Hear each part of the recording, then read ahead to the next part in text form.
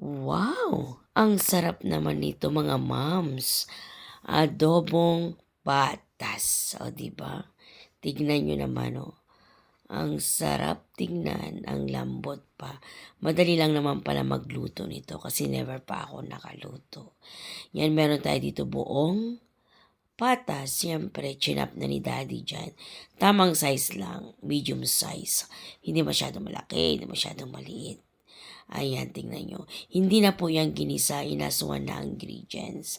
Nilagyan na dyan ng toyo, oyster sauce, paminta, laurel, dahon ng laurel, buong paminta, what else?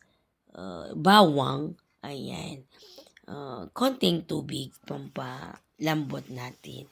O, tingnan nyo naman ang itsura. O, yummy ang itsura niya mga guys.